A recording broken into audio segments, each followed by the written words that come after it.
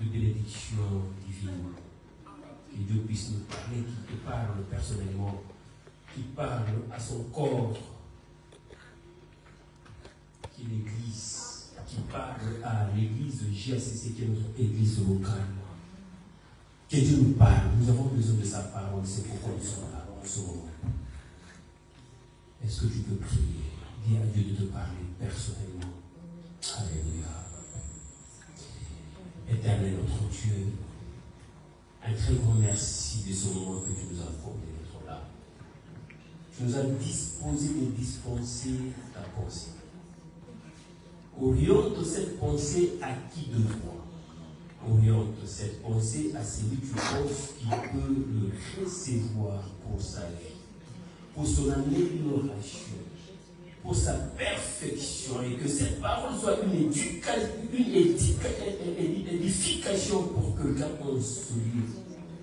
Au nom puissant de Jésus, l'Esprit de Dieu, je te prie pardon, je loue ma bouche, afin qu'elle sorte rien qui vient du ciel, rien qui vient de toi, et rien que tout ce qui vient de toi, et non de moi. Au nom puissant de Jésus, ainsi que nous avons prié. Amen. Alléluia. Est-ce que nous sommes dans la joie? Amen. Est-ce que nous sommes déjà bénis d'être là? Amen. Qui était là la semaine passée? Est-ce que vous avez été bénis?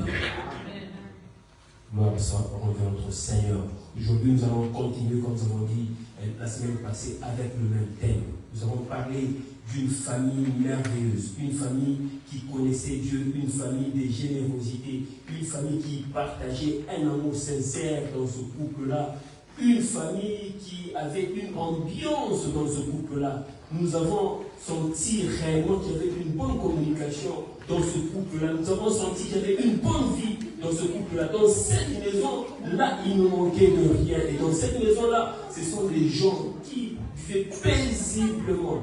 Mais malheureusement, je peux dire, en tant qu'homme, en tant qu'humain, dans la société, nous avons tous besoin d'avoir des enfants. Et nous avons dit qu'une famille qui n'a pas d'enfants, c'est une famille qui n'a pas rassuré sa suite. Je peux dire sa généalogie. Puisque quand on n'a pas d'enfants, on n'aura pas de générations après. Et même Dieu, nous pouvons le voir comme il arrivait je peux dire, à punir, à châtier certains peuples ou un individu.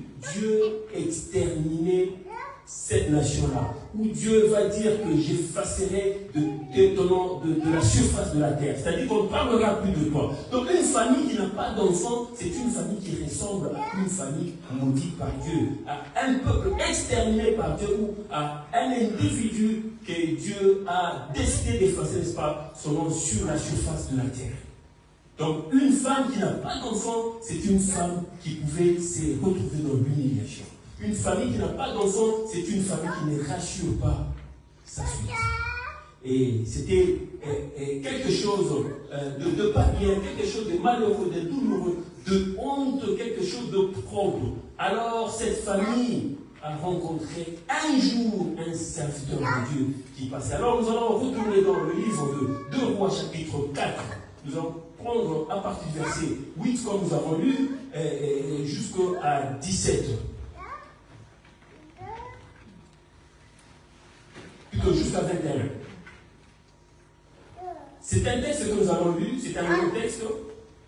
Et nous avons pris aussi le verset 27, nous avons pris le verset 30, nous avons lu la semaine passée. Alors si nous revenons surtout, ça ce sera quand même beaucoup, et ce sont les parties que nous avons lues déjà la semaine passée. Alors là, je vais lire quand même vite fait pour ceux qui n'ont pas été là. Et nous allons quand même avoir une idée de quoi il s'agit. Je commence, je suis dans le livre de 2 Rois chapitre 4, je commence par le verset 8. La Bible dit qu'un jour, Élisée passait par Sunem. Il y avait là une femme de distinction qui le pressa d'accepter à manger. Et toutes les fois qu'il passait, il se rendait chez elle pour manger. Elle dit à son mari, voici ce que je sais que cet homme qui passe toujours chez nous est un saint homme des dieux. Faisons une petite chambre haute avec des murs et mettons-y pour lui un lit, une table, un siège et un chandelier afin qu'il se retire quand il viendra chez nous. Élisée étant revenu à Sunem, se retira dans la chambre haute et y coucha. Il dit à Géasi, son serviteur, appelle cette Sunamite.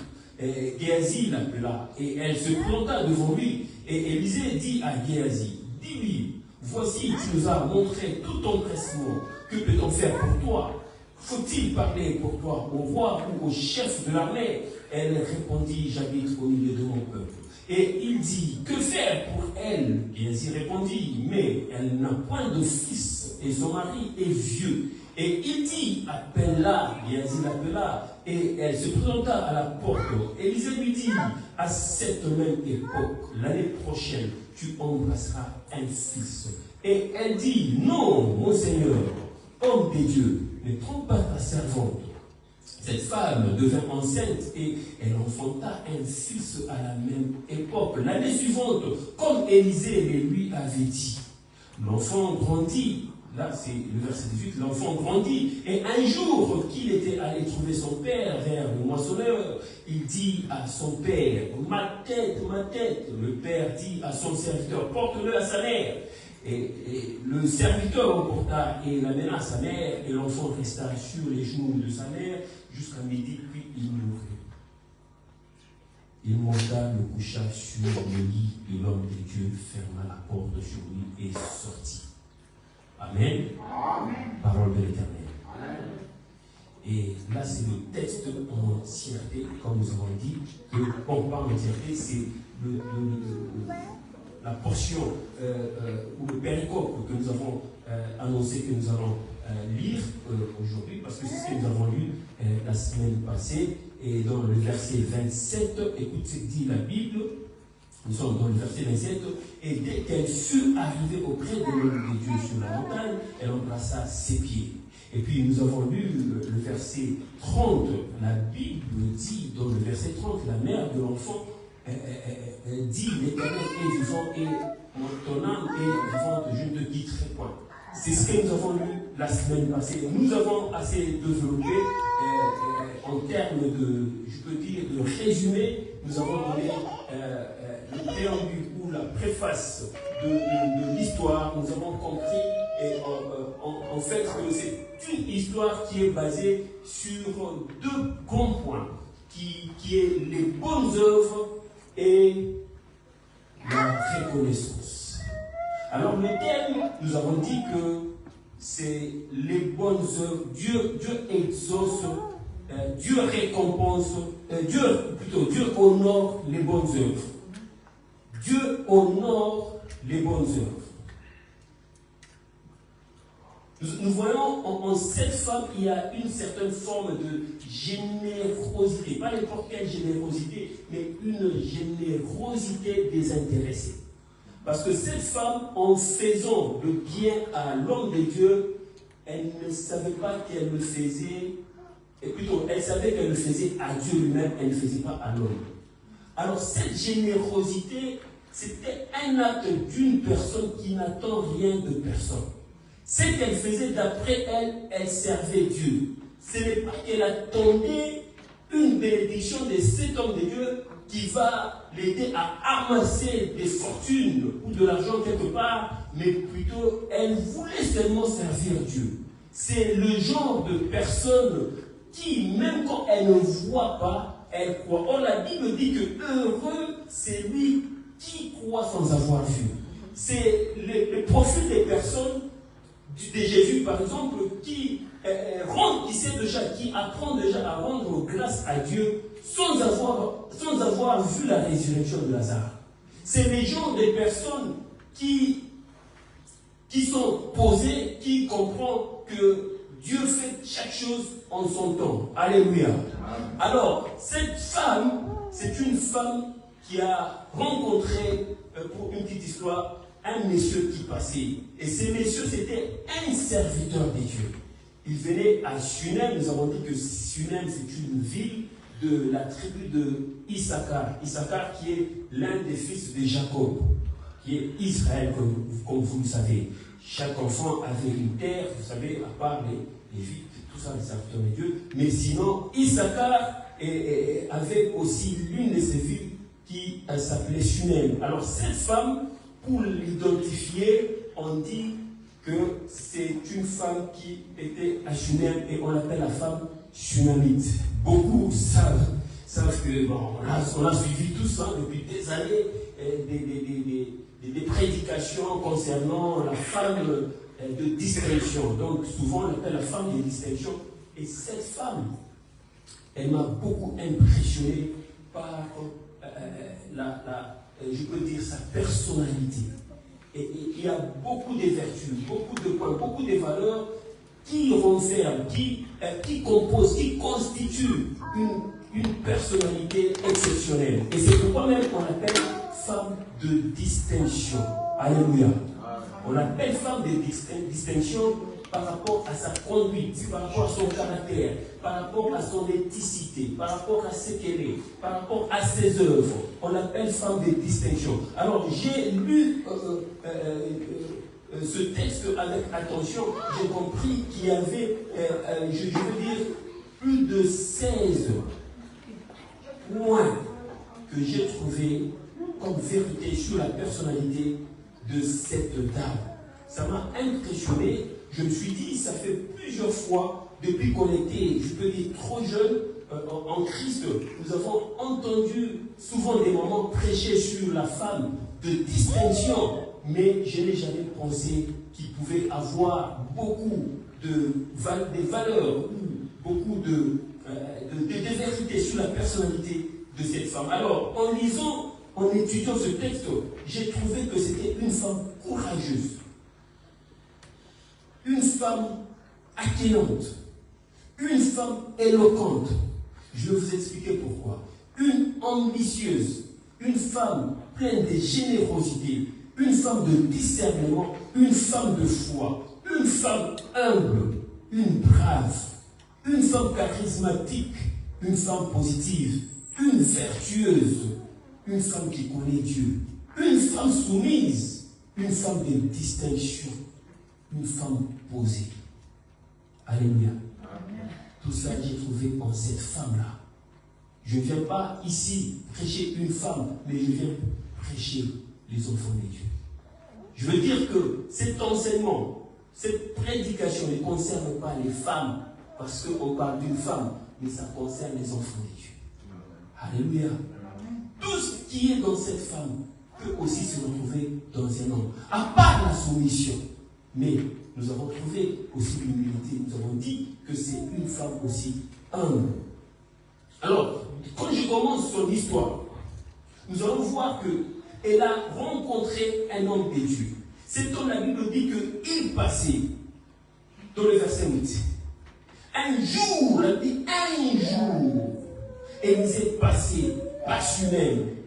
Vous savez que Élisée, c'est quelqu'un qui a reçu double portion d'onction d'Élie. Et il allait, il faisait des miracles. Il a terminé avec une femme qui avait un problème d'argent, de dette. On est venu réclamer les dettes et tout ça. Elle a fait des miracles. Vous savez, c'est une histoire qui concerne les huiles et tout. Et voilà. Et lorsqu'il a terminé, et la suite, c'était encore une femme qu'il a rencontrée. Et la Bible dit qu'il avait là une femme de distinction.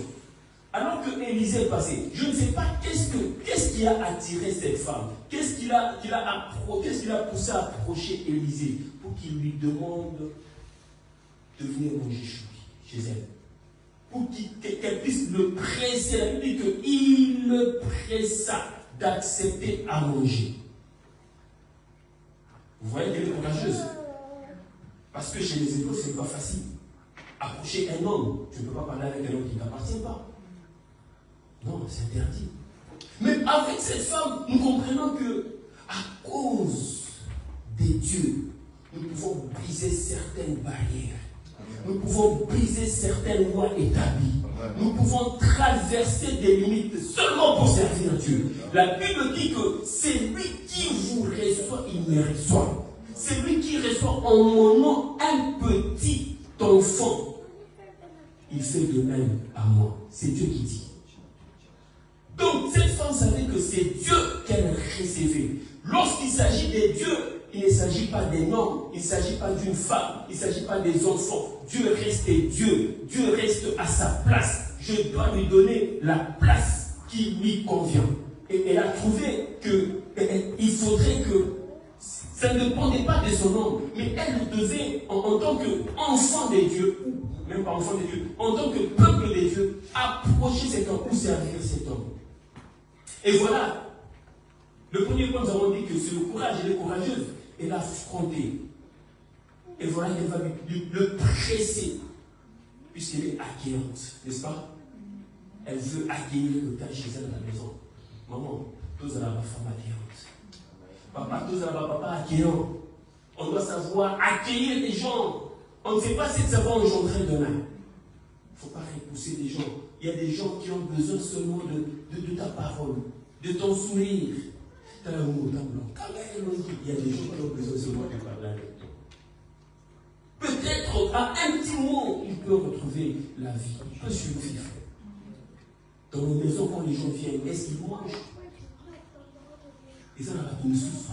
Ceux qui nous baillent, parce qu'on a un code déjà bien établi. Il y a ta Simon, pas qu'à la courant.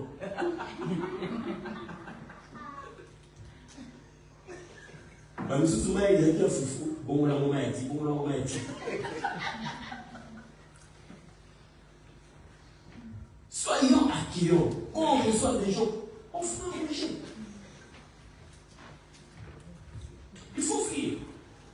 Puisqu'il y a de ces personnes, la Bible dit, si celui que vous recevez en qualité d'un serviteur, vous lui donnez un verre d'eau, beaucoup auront récompense s'il y avait un peu au péché, n'est-ce pas?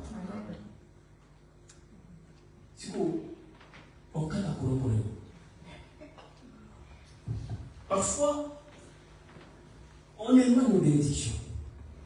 L'histoire de cette femme nous enseigne beaucoup.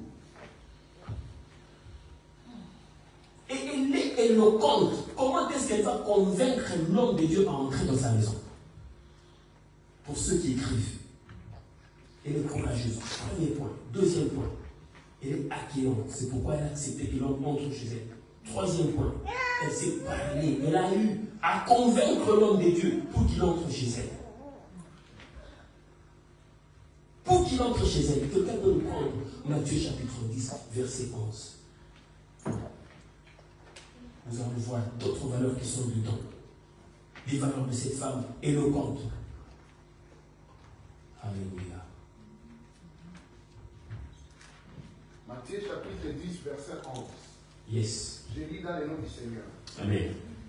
Dans quelque ville ou village que vous entriez, informez-vous s'il s'y trouve quelques hommes dignes de vous recevoir et demeurez chez lui jusqu'à ce que vous partiez. Amen.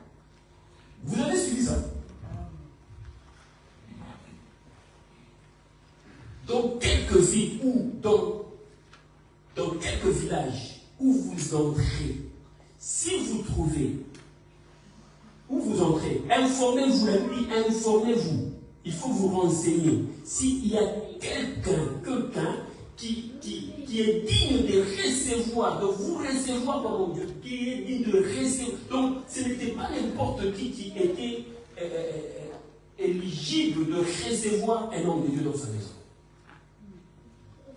Il faut avoir une réputation. Il faut avoir un bon témoignage. C'est pourquoi la Bible le dit ici. Si vous entrez quelque part, informez-vous. S'il y a quelqu'un digne de recevoir l'homme de Dieu dans sa maison, et si on vous reçoit, demeurez là-bas, restez-y jusqu'à ce que vous partiez. Et c'est ce qu'a fait cet homme. Il est entré, il a demeuré jusqu'à ce qu'il est parti. Ce que moi j'aime avec cette femme, c'est que dans sa façon d'accueillir, elle allait d'une étape à une autre. Elle n'a pas seulement accueilli un jour, elle a proposé à cet homme de Dieu de commencer à venir. Et l'homme de Dieu commençait à venir. La Bible dit, elle dit à son mari que cet homme de Dieu qui vient toujours manger chez nous, alors que lorsque nous commençons le texte, la Bible dit un jour, Élisée passait. Après, la femme dit que cet homme de Dieu qui vient chez nous tous les jours, donc c'était un jour, ça devient tous les jours, commence à manger, après on est pas tous les jours. Après, et comme il y a là, parce que cette femme était accueillante, si elle n'était pas accueillante, l'homme de Dieu ne continuerait pas. Il y a certaines personnes que nous recevons chez nous, ils ne sont pas confortables. Il y a certaines personnes qui vous ont aussi reçu dans leur maison. Vous n'avez pas été à l'aise. Ça arrive. Mais je veux vous dire que ce texte nous apprend beaucoup sur l'hospitalité. En tant que famille, nous devons savoir accueillir des gens et les mettre à l'aise. Pour qu'ils puissent demeurer jusqu'à ce qu'ils puissent partir. Si nous recevons des gens, nous ne savons pas ce que ça va engendrer. L'histoire de cette femme m'enseigne beaucoup. Elle était ambitieuse. Qu'est-ce qu'elle a dit à son mari? Elle dit, est-ce que nous pouvons construire? Est-ce que nous pouvons construire une chambre haute pour cet homme de Dieu, pour qu'à chaque fois qu'il viendra, qu'il puisse rester là, qu'il puisse dormir là? Et elle a même proposé toutes les conditions possibles, qu'on puisse lui mettre le lit, une table, un siège, un chandelier. C'est pour qu'il soit à l'aise. Femme, quel projet tu amènes à ton mari? Elle était ambitieuse, n'est-ce pas? Est-ce qu'on peut amener des bons projets à nos maris? Est-ce que, papa, tu peux amener un bon projet à ta femme? Est-ce que tu peux amener un bon projet pour la famille? Souvent, en Europe, on voit des hommes qui viennent avec des projets qui ne sont pas constructifs. Bon, là, du côté, on a Belgique, on a personne qui a les gourous. Là, qui nous connaît, qui a griffe à danger, donc, plus mon qui n'a été. Papa, projet à moi, non. Mais les connaît, oui, toujours en situation, mais moi, on va les qualités. Ah, papa, moi, on va pas l'université. Quel projet? Est-ce que vous avez des bons projets? Cette femme a amené un projet à son mari qui leur a donné après une année la paix. Qui a amené quelque chose qui manquait dans cette maison. À cause de ces initiatives,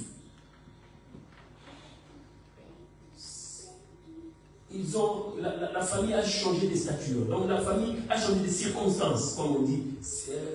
Le changement de circonstances. Ils n'avaient pas d'enfant, ils ont eu un enfant. À cause du projet qu'une femme a amené. Ne minimisons pas nos femmes. Ne minimisons pas les idées des femmes. Une femme, si elle t'amène une idée, il va pas il faut aller jeter. On a les a bien. Après, on va. Et là, on va qui joue, on dit, on va qui mise. Papa dit, maman, elle est le quoi qui est. La première des choses, c'est rejeter pour lui faire croire que c'est une femme, elle est faible. Donc, pourquoi pas considérer ça? Ma femme est là, on discute souvent. Avant-hier, on discutait des projets. Je lui ai dit, écoute ce que je t'avais dit, quand on s'est rencontrés, voilà que je reviens encore dessus. On doit le faire. Des bons projets. Et c'est comme ça. Puisque ma tête demandé quelle est ta vision. Je lui ai dit, voilà. Je lui ai raconté. Et là, en train de voir. Alléluia. Exactement. Alors, projet foufou collab. Il faut venir avec des projets. Elle était ambitieuse.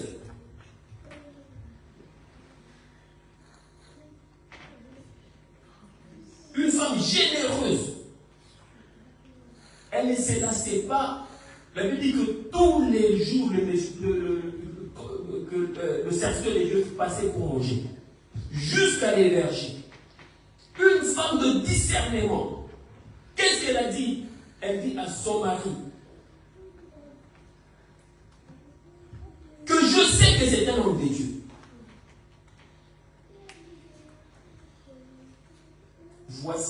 sais que cet homme qui passe toujours chez nous est un saint homme de Dieu.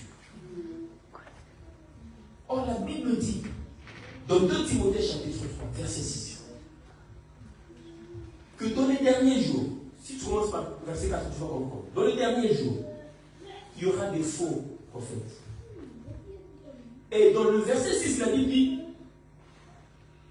qu'ils s'introduiront même dans des maisons pour captiver des femmes d'esprit faible, éborgnées, agitées, chargées des démons, agitées de toute espèce de passions. Alléluia. Mais cette femme, elle est capable de discerner, de savoir que ça c'est un saint homme de Dieu. Souvent, ce sont des femmes qu'on a arnaquées. Souvent, ce sont des femmes, au moins à une mot à pécition qui ne n'arrive pas. Tout comme témoignage. Si tu es convaincu, tu le fais, tu vas voir que le Saint-Esprit va toucher le mari. À cause de ça, là, jamais problème. Parce que c'est Dieu qui t'a convaincu de le faire. Mais si tu le fais sans Dieu, sans que ton mari arrive, alors que la Bible dit que dans Genèse chapitre 3, verset 16, que tes désirs porteront sur ton mari. Donc quand tu le fais, c'est que tu ne t'es même pas soumise à ton mari. Dieu n'est pas non plus content parce que ce que tu fais, c'était pour la famille, mais tu le fais par ta propre initiative, sans associer ton mari, sans informer ton mari, sans lui soumettre la requête.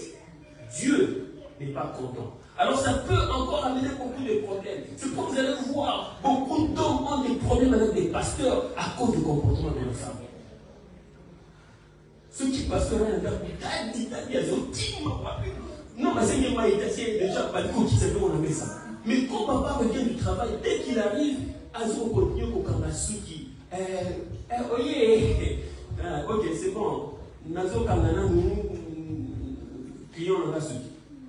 Client, toi là, il faut un moment que moi, si Oyo, couple Oyo, parce que c'est vraiment bien stable. L'homme est à sa place, la femme à sa place. C'est pas que l'homme entre, on ne sent même pas qu'un homme est entré dans la maison. Cette femme a montré à nous, à notre génération ici, que c'est une femme vertueuse. Elle avait beaucoup de valeurs dans sa personnalité. Elle sait discerner qui est le vrai prophète, qui est le faux. L'esprit de discernement. C'est une femme de foi. Parce que je me rappelle, lorsque l'enfant qu'elle a eu était mort, et quand il s'agit d'aller voir l'homme des dieux, le serviteur des dieux, ce qu'elle a fait, elle a averti à son mari. C'est une femme humble, une femme soumise. Elle a appelé son mari, elle lui a dit, écoute, je vais aller voir l'homme des dieux. Et le mari était étonné de savoir que c'est aujourd'hui que tu vas aller le voir. Il n'y a pas un événement, il n'y a pas une fête, il n'y a rien du tout. Mais comment est-ce que tu vas y aller? Elle dit, envoie-moi un de ses serviteurs et une des ânesses, je vais y aller. Elle a dit ça à son mari. Et voilà que le mari va me demander, mais est-ce que ça va? Elle dit, tout va. Alléluia. Est-ce qu'on connaît cette partie-là? Qu'est-ce qu'elle a dit? Tout va bien. Donc, je disais que c'est le profil des gens qui savent dire, qui savent, je peux dire, déclarer des choses qui vont arriver. À cause de la foi, elle a dit à son mari, une façon de dire que l'enfant que toi tu m'as renvoyé parce qu'il était malade, tu t'inquiètes. Il n'est pas mort. Ok, l'enfant est déjà mort. Il faut déclarer la vie sur la mort. Tu dois apprendre à dire des choses sur quelque chose déjà qui est foutu. Déclare la vie sur la mort. Déclare les richesses sur la pauvreté. Déclare la délivrance sur des liens. Il a déclaré et l'homme a entendu dans son oreille que tout va bien. Il était tranquille là où il est. Il ne faut pas être une femme qui inquiète l'homme pour un rien. Que moi, que Obama n'a pas baissé.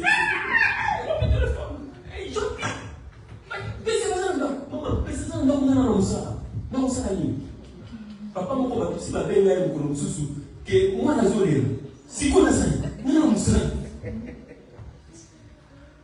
mwana azolela sikoyo nasali tu t'inquiètes même pas nasenkete mingi nana mosala mwana azolela.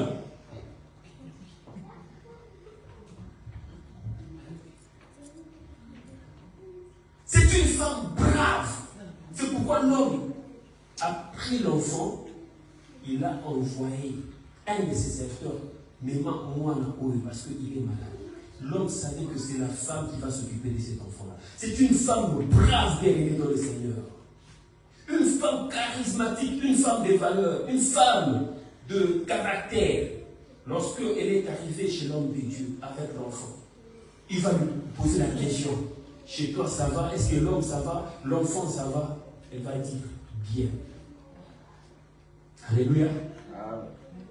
Elle a dit bien.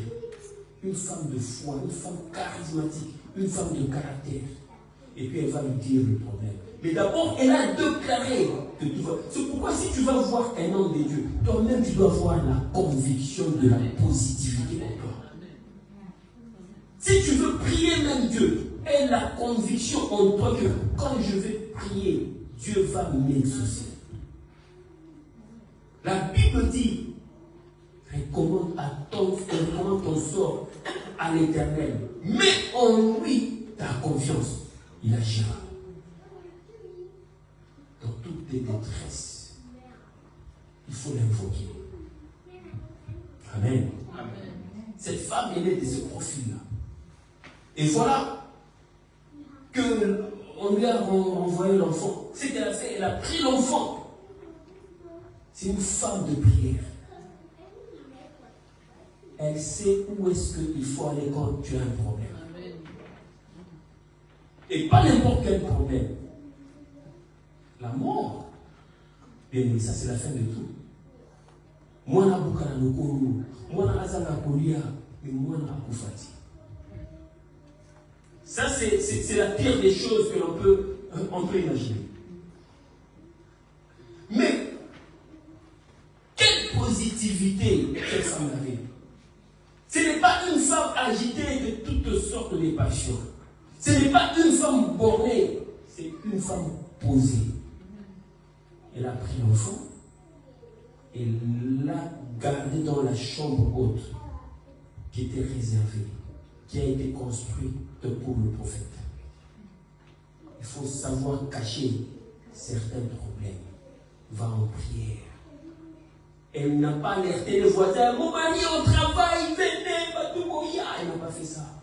Elle pouvait le faire parce qu'elle avait aussi des voisins, n'est-ce pas? Ce n'est pas ce qu'elle a fait. Elle n'a même pas appelé son mari pour l'enfant. Mais le mari a appelé, elle va lui dire que tout va bien. Continue à travailler. Moi, je vais faire quelque chose. Maman, il faut savoir crier à Dieu quand ça ne marche pas dans la maison. Papa a proposé la busy, mais maman pense toujours à la paix de la maison. C'est ce qu'elle a fait. Elle n'a pas dit, mais viens, on doit aller chercher ensemble. Non. Elle sait qu'il est là-bas, il est occupé. Moi, je sais que ce n'est pas Yé ou Torno ou Piki Saman, c'est Dieu. Alors je vais vers Dieu. Si je laisse cet enfant dans la maison ici, à son retour, peut-être il va le trouver mort. Ça va paniquer, ça va faire beaucoup de choses, beaucoup de problèmes. Pourquoi tu ne vas pas dire tout ça? Non. Par sagesse. Elle a caché l'enfant dans la chambre du prophète. Parce que cette chambre, elle dit que c'est une chambre haute qu'elle a construite. Ils ont construit une chambre haute. Et vous connaissez la prière de Salomon. Qu'est-ce qu'il a fait à la dédicace de du temple? Qu'est-ce qu'il avait dit dans sa prière? Que si quelqu'un venait pour prier dans cette, que tu puisses l'exaucer, n'est-ce pas? Et cette femme a fait de ce sanctuaire dans la maison. De manière à ce que l'enfant qui va dormir sur le lit pouvait ressusciter. Il est parti voir l'homme de Dieu. Et arrivé là-bas, bien aimé, c'est une femme charismatique, je disais. Et l'homme de Dieu a vu que cette femme venait avec un des serviteurs sur une de leurs ânesses. Et l'homme de Dieu a précipité son serviteur, va à la rencontre. Il faisait ça avec empressement. Ce que tu fais aujourd'hui va te retourner demain. Tu n'as pas suffi. Amen. Le bien que tu fais aujourd'hui va te retourner demain. Amen. La Bible dit ne vous laissez pas faire du bien car vous le posséderez au temps convenable. Cette femme a montré de l'empressement à l'homme de Dieu sans attendre quelque chose en retour. Mais lorsque l'homme de Dieu avait béni cette femme, que l'année prochaine tu embrasseras un enfant. Et c'est était arrivé. L'enfant était mort. Lorsque cette femme allait pour chercher l'homme de Dieu pour ressusciter l'enfant, et l'homme de Dieu s'est précipité. Il a envoyé son serviteur à la rencontre de cette femme. Quel honneur. Et l'homme de Dieu, sur le chemin de retour pour aller guérir l'enfant, il avait envoyé son serviteur. Il leur avait dit d'avancer, d'arriver sur place vite fait. Et ce qu'il allait faire. Et j'ai envie de dire à quelqu'un que quel que soit le degré de la déception, quels que soient les degrés des menaces, quels que soient les degrés d'un cas difficile, compliqué, impossible, l'onction de Dieu demeure puissante et active. Amen. Pourquoi? Parce que Élisée a envoyé son serviteur, il est arrivé et la mort a résisté. Lui-même, lorsqu'il est arrivé, il a fait ce qu'il a fait. Vous savez, il a mis la bouche, il est monté sur l'enfant, vous savez comment c'était fait. Et l'enfant a été ressuscité. Quel que soit le degré de ton problème, l'onction de Dieu reste l'onction. L'onction brise les joues. L'onction demeure active et puissante. Et lui-même, il est venu. Ça veut dire que Dieu peut même s'imposer, même s'il y a des entraves, il y a des barrières, même s'il y a des obstacles, Dieu peut s'imposer parce qu'il voit l'empressement avec cette femme, l'avait reçue. Il a fait aussi l'entraînement, il a montré aussi l'empressement et il s'est imposé, bien que le serviteur n'a pas réussi. Lui, il s'est jeté lui-même dedans. C'est comme quelqu'un qui va retrousser sa chemise, les manches de sa chemise, va mettre des bottes, il va dire je dois travailler jusqu'à donner solution. Et c'est ce qui est arrivé. Que Dieu puisse entrer dans ton problème, quelles que soient les barrières, quels que soient les obstacles, quelles que soient les circonstances, que Dieu lui-même puisse entrer et s'imposer. Je ne sais pas qu'est-ce qui peut s'obstiner dans ta vie. Que l'onction de Dieu puisse te visiter au nom puissant de Jésus. Amen. Et que tout ce qui est barrière puisse tomber. Amen. Que tu traverses. Alléluia.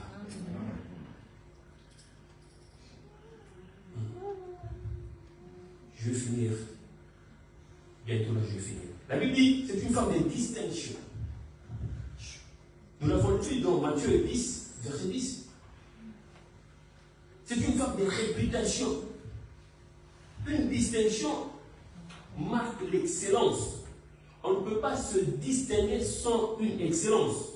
Or, l'excellence, à ma façon je n'ai pas consulté le dictionnaire, je ne sais pas ce qu'il dit le dictionnaire, mais à ma façon de comprendre, c'est que c'est une excellence. Une excellence est un décret des dimensions, d'un travail quelconque. Puisque tu ne peux pas avoir de l'excellence sans travail. C'est un décret d'une dimension, d'un travail quelconque.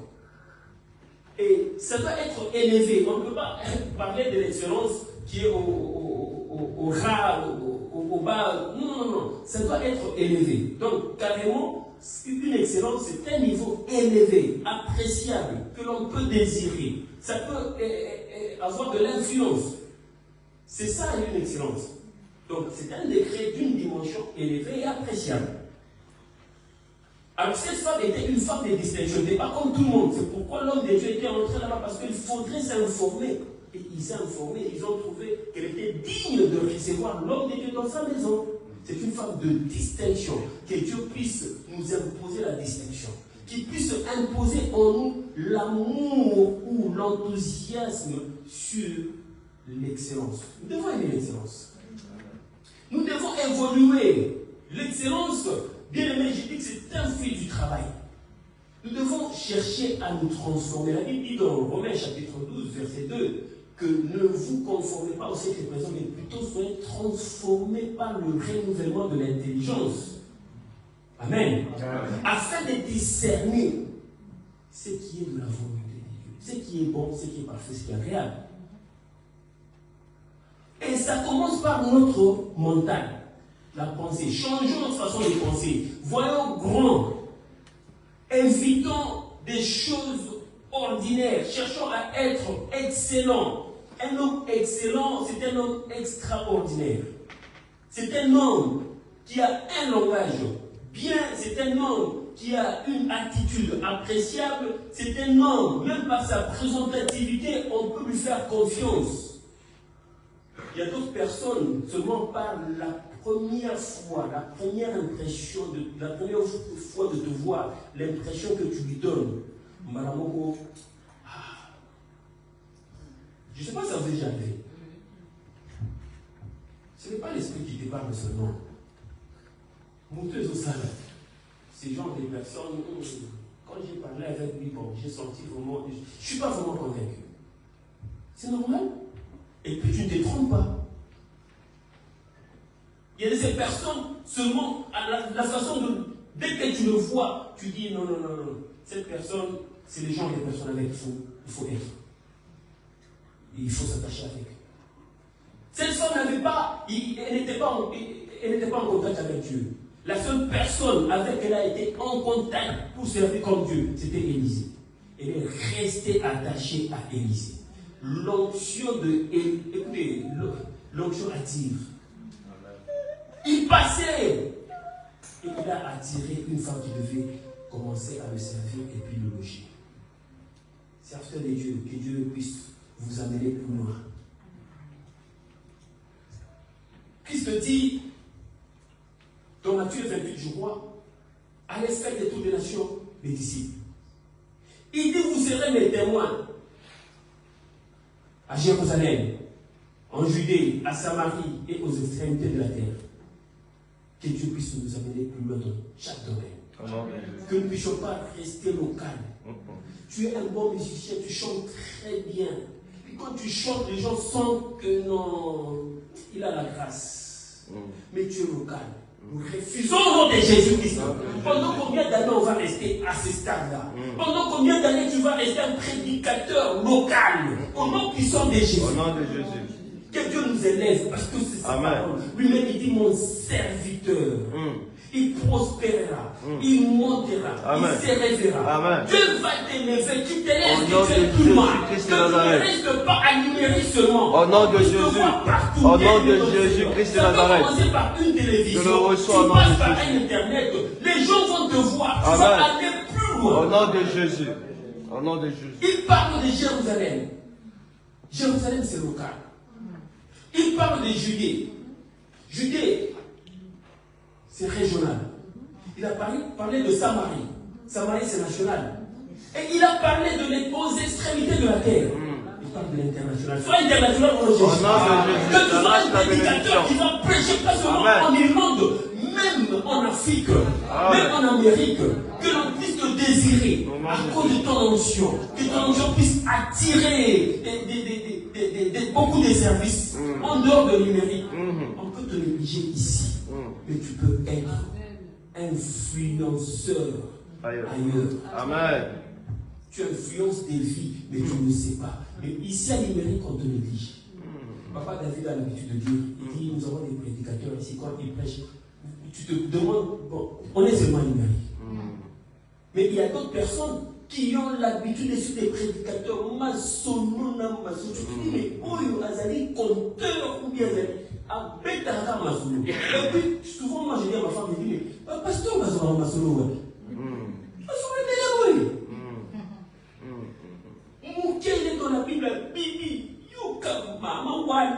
la yébi, c'est dit non. Papa, ma solo, je wapi. Tout le dimanche, je la ma solo, sika. Ma solo, elle sachet que dans ma pile, ça va la sachet. Ma solo, sika. Non, mais la comme solo, dans la livre, histoire, il n'y a pas de pasteur. Moi, je disais à ma femme hier, elle m'a dit, tu es monté tard. Je lui dis, oui, bon. Elle me dit, est-ce que tu as tout écrit? Je dis, bon, souvent, moi je lui dis, moi, tu sais, d'ailleurs, moi, je ne prêche pas tout ce que j'écris. J'aime plus lire la Bible. Je lui ai toujours dit ça. Et elle sait, j'ai des difficultés même pour préparer des enseignements bien avant. Souvent, je le fais le même jour. Elle est là. Avant de venir. Souvent. C'est comme ça que le Seigneur l'utilise aussi. Imagine-toi, comme les prédicateurs que nous connaissons à la télé, tout ça, ils prêchent le matin, ils prêchent le soir, et puis le soir il va passer à la télé, on va l'inviter. Mais est-ce que s'il a des matins qu'il a préparés déjà depuis une semaine, ça va marcher? Et c'est par là où nous demandons la grâce du Seigneur dans des choses que nous sommes en train de faire, qui nous aide à les faire avec excellence, afin que nous ne puissions pas rester comme des bébés spirituels, mais que nous puissions être capables aussi de communiquer. Amen. Nous avons besoin de cette grâce-là d'excellence. Que Dieu fasse de nous les enfants des dieux excellents. Amen. Que Dieu fasse de nous des enfants des dieux charismatiques. Amen. Des enfants des dieux qui marchent dans l'humilité. Qui sont braves. Qui savent affronter certaines situations. Plein de courage. Amen. Et que le zèle ne puisse pas baisser. Que nous puissions savoir accueillir la parole de Dieu. Amen. Que nous puissions savoir accueillir l'onction divine. Que nous puissions être éloquents. Lorsqu'on parle de Christ, même sur la route, que les gens puissent croire directement. Pourquoi? Parce que tu parles tellement bien de Christ. Alléluia. Que Dieu puisse nous rendre ambitieux. Que nous puissions savoir former des projets pour l'éternel. Parce qu'il dit que lui, il forme des projets. Il connaît des projets qu'il a pour nous. Mais qu'est-ce que nous avons pour lui comme projet? Lui, il dit que tous les matins, il me renouvelle sa bonté. C'est ça le projet que Dieu a pour toi tous les jours. Il renouvelle sa bonté. Donc, hier n'est pas aujourd'hui. Alors, ton passé, laisse dans le passé, le présent d'aujourd'hui. Accroche-toi à ton présent d'aujourd'hui, car c'est par le présent que tu vas améliorer ton avenir. Amen. Alléluia. Amen. Alors, nous sommes à la fin de notre partage dans le livre de 2 Rois chapitre 4. Nous avons parlé de la femme vertueuse, de la femme de distinction. La distinction n'est pas seulement pour les femmes, c'est pour tout le monde. Dieu nous appelle à la distinction et je viens pour rappeler à quelqu'un que le thème, c'est que Dieu honore des bonnes œuvres. Alléluia. Et les hommes de Dieu doivent savoir que quand ils sont honorés, il y a la reconnaissance. Donc là, nous avons parlé de la femme comme actrice, ou c'est parmi les acteurs. Il y a aussi l'homme des dieux.